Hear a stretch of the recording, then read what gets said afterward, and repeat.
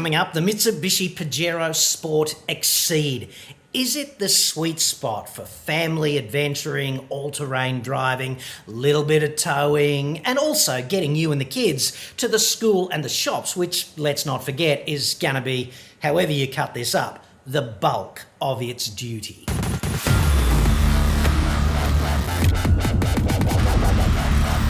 I'm John Cadogan from AutoExpert.com.au, and I get new cars cheap for buyers here in Australia. Website for that, seriously. Or you can just click the card that's up there now, dude. Okay, so this is a question from a dude named Matt O'Brien. It came in overnight, and I think a lot of people are potentially in this predicament, trying to decide between an MUX and a Fortuner and an Everest and a Pajero Sport and going burdened by choice, in other words. So let's get into that. I have really enjoyed watching your YouTube content. Well, thank you, Matt. I've been neck deep in researching for the best family caravan towing vehicle, which is also family-oriented (4), meaning presumably family 04. Comfortable and four-wheel drive capable. At the moment, I'm leaning towards the Pajero Sport Exceed. I'm certainly open to suggestions. Aren't we all? It just depends who's suggesting, I guess. My budget is around the $60,000 mark. I'm currently living and working in Abu Dhabi, but I will be home permanently in mid-July. Sorry to hear that, Matt. Coming back to the global laughingstock of Australia. Who wouldn't want to do that? I would love to step off the plane and into a vehicle. Interesting time to want that. Thanks for your time, Matt O'Brien. So let's unpack all of that, shall we? To start with, Pajero Sport Exceed. There are alternatives, but I really like family wagons that offer all-wheel drive capability. In other words, the ability to operate with all four wheels doing the driving on a high traction surface. And that kind of rules out Fortuner and MUX and vehicles of that nature, doesn't it? Because they've got the old prehistoric four-wheel drive system that Mike and Mal Leyland used to use all of those years ago. You simply cannot engage 4H without the drivetrain being locked up. In other words, without the front and rear prop shaft being synchronized.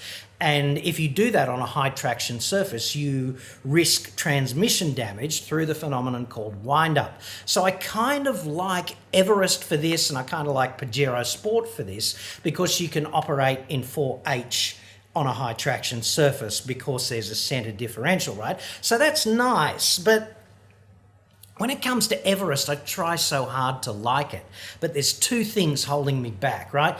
Long-term use, particularly with towing with Everest, seems to be problematic. It doesn't seem to be a particularly durable vehicle when the Ks get sort of north of 80 or 100,000 or something, and EGR system failures are common, and when that happens, it has the potential to destroy the whole engine. And also the transmission doesn't seem to be holding up that well. I'm talking the 3.2 diesel 6-speed transmission arrangement with Everest, right?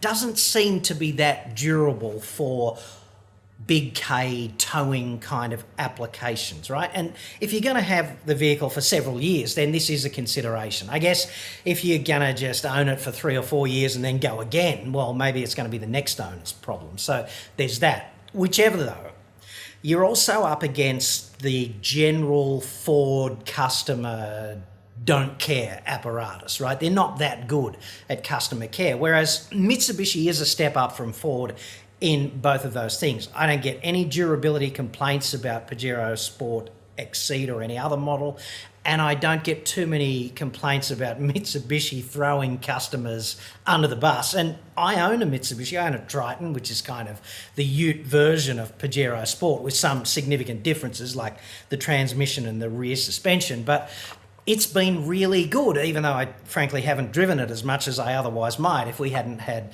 an inconvenient pandemic for the past couple of years. So what I'm suggesting is that on these criteria, like long-term durability, customer care, things of that nature, and also just general niggly complaints, And value, let's not forget. Pajero Sport is really good. Now, I'm looking at Pajero Sport Exceed. I did some research, I know, setting a dangerous precedent just before pressing record. It's $64,384 drive away in New South Wales, and it'll be broadly similar around the country. So with a bit of negotiation, you'll get into one for 60 grand, and that'll meet your budget, and that's good. So in my view, the best features about Pajero Sport are the rear coils, which means unladen, it's going to ride better than the Triton from which it's derived. Coil springs are just better at a variety of different conditions, in particular with light loads. So that's good. It's got an 8-speed auto versus the Triton 6-speed auto, so you'll get more ratios available for sort of more duties, okay? More different driving conditions is one way to look at it. And the 8-speed actually gives you 2 overdrives. Like 6th gear in the 8-speed is 1-to-1, like it's essentially top gear plus 2 overdrives, and the second overdrive is 0.6 something to 1. So it's significantly overdriven, meaning at low load conditions on the highway, you're going to be ticking over at very low revs and presumably deriving pretty good fuel efficiency in that situation, right? So there's that. The Super Select 2 transfer case allows you to just rotate the dial and select 4H on a high traction surface. And by that, I mean twisty, wet bitumen road, okay? Taking the kids and mum on an adventure out there somewhere, it rains, the road is second rate and it's bitumen, but it's still got reasonably high traction even when it's wet. You can't select 4H in most vehicles that are all-terrain capable in that situation, but you can in an Everest and a Pajero Sport, and it transmits the drive to the front end as well as the back, and that will reduce the risk of wheel spin from, say, accelerating out of a corner. Okay, it just splits the torque transfer and makes it harder to overwhelm the available grip on the tyres in these situations. Ditto with dirt roads, okay? You can just see a dirt road coming up ahead, just select 4H and with the centre diff unlocked, and you can drive all day long like that and it'll just feel more stable. So that's a huge plus in my view for a vehicle that's going to be subjected to this breadth of capability kind of challenge, right?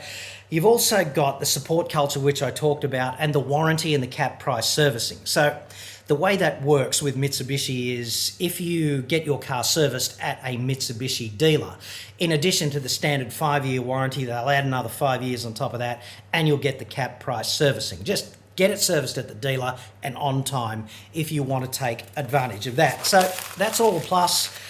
In terms of its 4x4, yes, capability, it's grossly more capable in this sort of all-terrain off-road situations than most of the people driving Pajero Sport, even people who actually go adventuring, which, let's face it, is a pretty small proportion of people who own this vehicle. Most people just use them like big family station wagons. However, if you do want to engage low range, climb up a rough ascent or drive through a creek or something of that nature, then it is going to be quite capable at that. And it's also reasonable to drive at other times, which you don't get all the time with many vehicles that are all-terrain capable. So it's got 30-degree approach, 24-degree departure angle, 218 millimetres of clearance, and a 700 millimetre wading depth, all of which makes it look pretty good on paper for family-type off-road adventuring. If you want to be a proper blue singlet nut and see if you can break something, then yeah, dude, you can. You can break something. But a couple of pointers there. If you're going to do that and you're not used to doing it, I would absolutely get some training, because a lot of all-terrain driving is a little counterintuitive. Like, you don't need a run-up to go up a steep hill. Quite the opposite in many situations, all right? And you need to know where to use the various modes.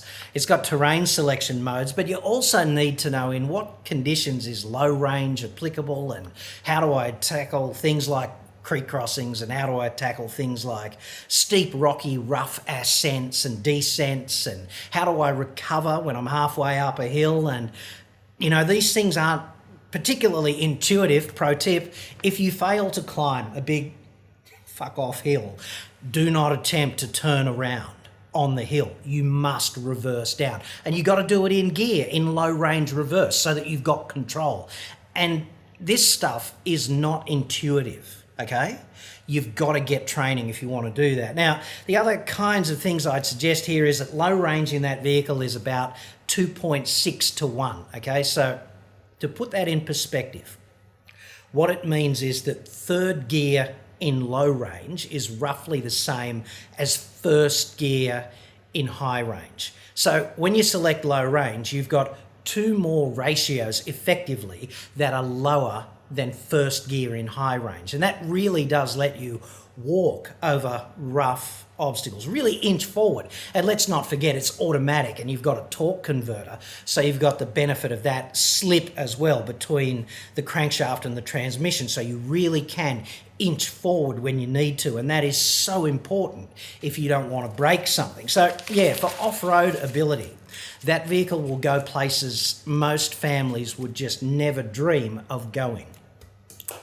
Missed it by that much. Now, as for stepping off a plane in July and walking into that car, dude, that might be possible, but you've really got to act now because we're only talking 4 months away, yeah? And 6-month delays on new cars are very common right at the moment. I just looked at the sales figures for February, which were released yesterday, I think. Anyway, the Federal Chamber of Automotive Industries does that. They're the car industry's dirty little lobby group in Canberra. And they say that 85,340 vehicles were sold in February. Excuse me a moment, it's like 150% humidity and it's just... Noah couldn't take these conditions. Anyway, they say that that represents a 1.6% increase on February of the previous year, 2021. Okay, so nothing has improved essentially. 1.6% is nothing. Federal Chamber Chief Executive Tony Webber, one of my favourite lobby group operatives, said the news was positive, doesn't he always, given supply chains are still not fully stabilised from the impacts of the pandemic. Well, it's not supply chain stabilisation that's a problem, right?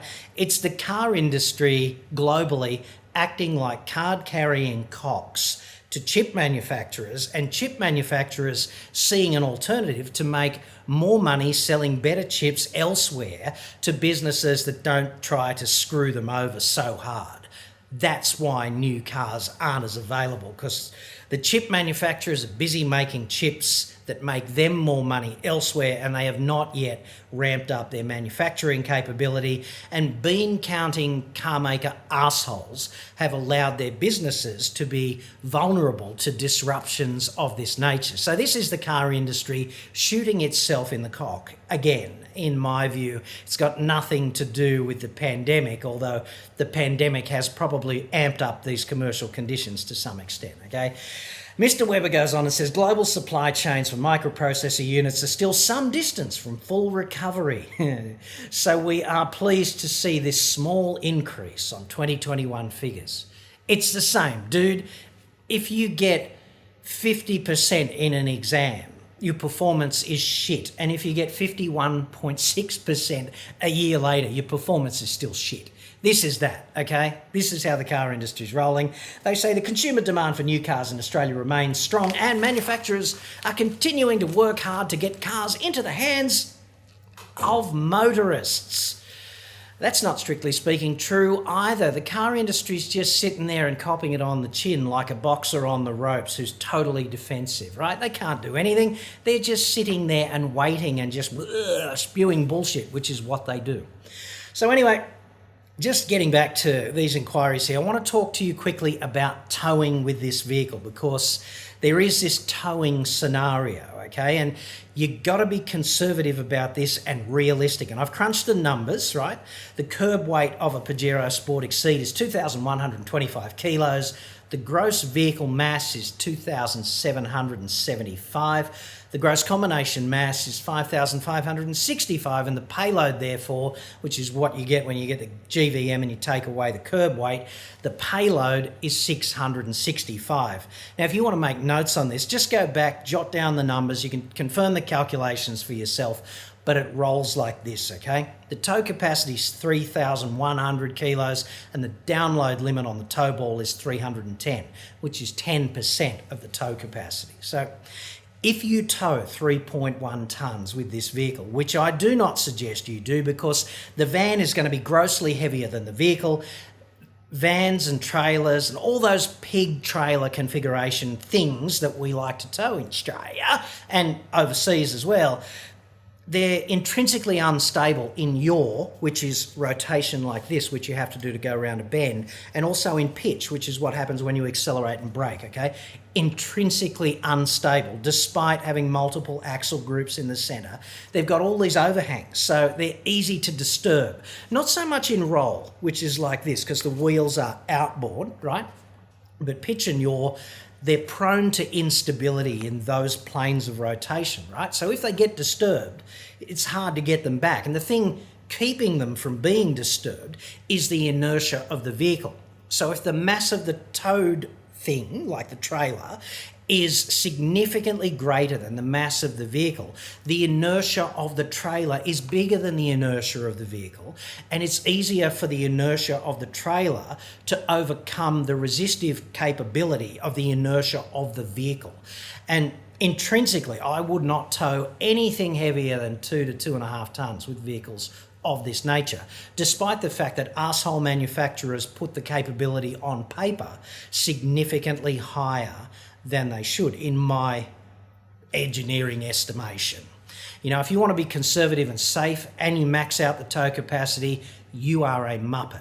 Okay, that's how this rolls. And you can be a muppet unwittingly. I'm not having a shot at you. I'm just suggesting do not use the manufacturer's tow capability, maximum capability, as some yardstick of what is a good idea, because in this case, they're two vastly different things, right?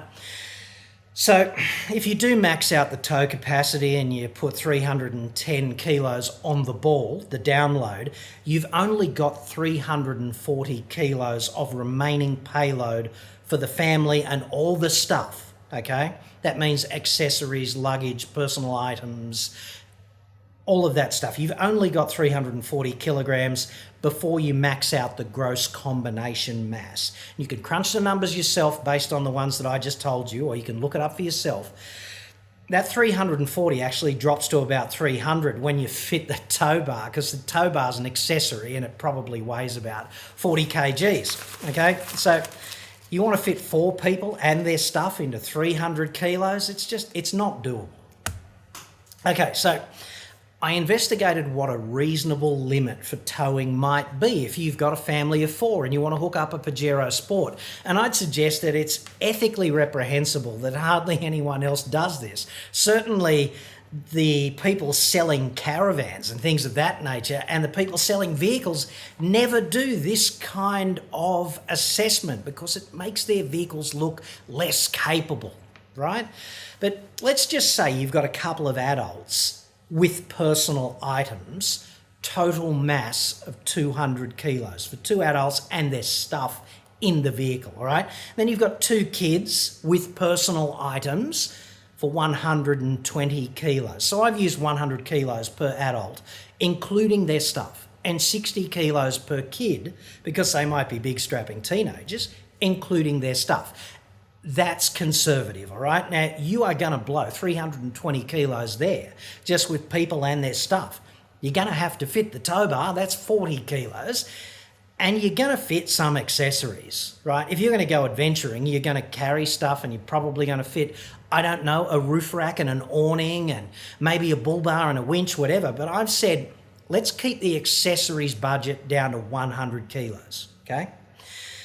You're going to need water. You shouldn't go into the bush in Australia without some water in case, you know, worst case scenario, you get stuck out there for a while, you're a long way from a drink, it's 40 degrees, 20 litres. You probably need more than 20 litres if you're a long way from support, but let's just say you're away for a weekend, someone might be along soon, 20 litres. You wouldn't want less than that, that's going to be 20 kilos. And then you're going to need to carry first aid, recovery gear, tools, sat phone, a UHF CB type radio. You're going to need comms of some description, and you need this support stuff, probably a fire extinguisher as well. That's not a bad idea, and a fire blanket in the car. If we said 50 kilos for all of that, a shovel, might want a bit of a jack upgrade so that if you do get stuck, you can pump one wheel into the air and do a bit of road building underneath. Like 50 kilos, good luck fitting all of that into a 50 kilo budget, but let's say you can. The total of all of that is 530 kilos. That's just people, stuff, minimum required in the vehicle to go off down some track without a van, okay? That leaves you with 135 kilos, okay, worth of payload. And you got to remember that the GVM, when you're towing something, the download on the tow ball is part of the GVM, right? So if you've got 135 kilos to quote unquote spare, then that can be devoted to tow ball download of a camper trailer or something of that nature. So let's suggest that that might be a 1,500 kilo camper trailer. That's the ATM of the van, like the aggregate trailer mass of the van, with a 9% download for 135 kilos. And a 9% download's high enough to deliver reasonable stability, because you do want a bit of preload, like static preload on the tow ball, so that you don't get the death wobbles when you get into some sort of transitional yaw arrangement, you know, going around a bend or changing something minor. You don't want to amplify the pendulum effect in yaw and suddenly have the trailer overtake the vehicle, and that's why you need the download, okay? So I'd suggest that this is a decent idea. Pajero Sport's going to fit the budget, it's going to go off-road, it's going to be able to do limited towing with those people on board. But let's not have any delusional fantasy about towing more than 1,500 kilos when you attempt to do that. And I'm in the honesty business, right? Not the appeasement business, because the facts don't give a shit, right? If you're out there on the highway overloaded, that's illegal, it's dangerous, etc. And I don't want to see anybody in that position. But I sure as shit guarantee that that kind of tow limit recommendation is not in the brochure or anywhere else.